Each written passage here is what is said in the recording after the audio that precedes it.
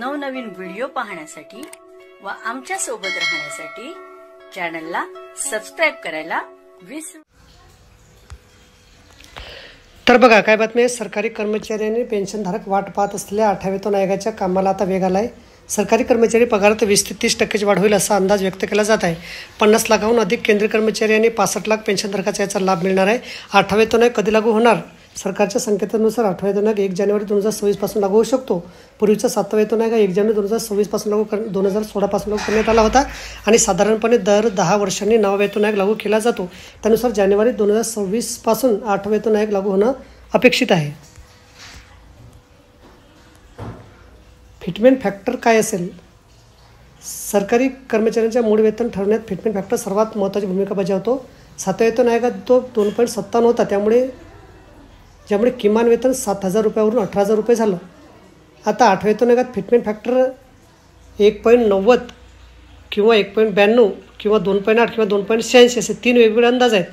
सरकारी कर्मचाऱ्यांचं नवं वेतन किती असेल याचा निर्णय घेतला जाणार आहे। जर फिटमेंट फॅक्टर 2.86 असेल तर किमान वेतन 18,000 रुपयावरून 51,480 रुपयापर्यंत जाऊ शकतं। तर बघा आता पे लेवल काय आहे याच्यात आता सरळ काय दिलेलं आहे। तर वेतन पातळी आहे 7व्या वेतन आयोगानुसार मूळ वेतन आहे 1.92 फिटमेंट फॅक्टर असेल तर 2.8 फिटमेंट फॅक्टर असेल तर 2.86 फिटमेंट फॅक्टर असेल तर स्तर 1 मध्ये 18,000 रुपये 7व्या वेतन आयोगानुसार जर वेतन असेल तर 1.92 नुसार ते होईल 34,560 रुपये, 2.8 नुसार होईल 37,440 रुपये, 2.86 नुसार होईल 51,480। स्तर 2 मध्ये वेतन असेल 19,900 तर फिटमेंट फॅक्टर 1.92 नुसार ते होईल 28,208, 2.8 नुसार 41,392 आणि 2.86 नुसार 56,914।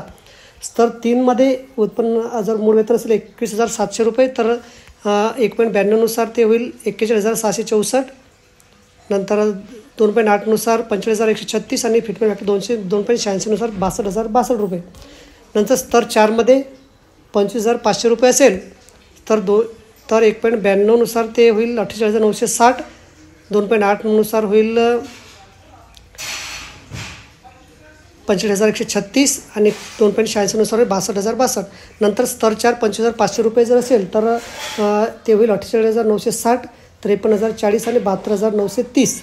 नंतर स्तर 5 मध्ये 29,200 रुपये जर मूळ वेतन असेल तर ते फिटमेंट फॅक्टर 1.92 नुसार ते होईल 56,064, नंतर 60,736 आणि 2.86 नुसार 83,512।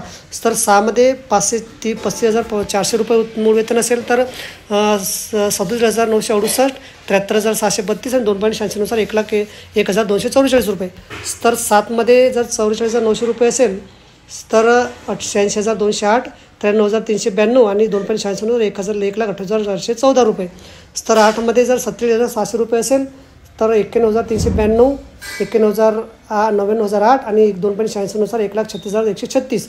स्तर 9 मध्ये 53,100 रुपये उत्पन्न असेल तर 1,01,952, 1,10,448, 2.86 नुसार 1,51,866। स्तर 10 मध्ये 56,100 रुपये जर वेतन असेल तर ते 1,07,712 रुपये, 1,16,788 रुपये आणि 2.86 नुसार 1,60,446 रुपये। अशा प्रकारे हे पे लेवल आहे। महागाई भत्ता शून्य होणार का? तर बघा प्रत्येक नव्या वेतन आयोगात सुरुवातीला महागाई भत्ता पूर्ण लागू केला जातो। सध्या 7व्या वेतन आयोगात महागाई भत्ता 53% इतका आहे, मात्र 8व्या वेतन आयोगात तो शून्याहून रिसेट केला जाईल आणि नंतर हळूहळू त्यात वाढ केली जाईल।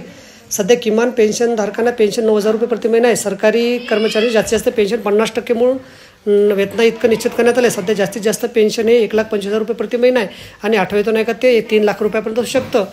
आयोगावर सरकारचं काय म्हणणं आहे तर 8व्या वेतन आयोगावर सरकारकडून अद्याप अधिकृत घोषणा करण्यात आली नसती तर त्यांच्या शिफारशीवर 2025 मध्ये निर्णय होऊन 2026 पासून त्याची अंमलबजावणी होण्याची शक्यता आहे। संसदेच्या अर्थसंकल्प अधिवेशनाच्या प्रारंभी आपल्या भाषणात राष्ट्रपती द्रौपदी मुर्मू यांनी भारताच्या आर्थिक विकासात मध्यम वर्गाची महत्त्वाची भूमिका मान्य केली।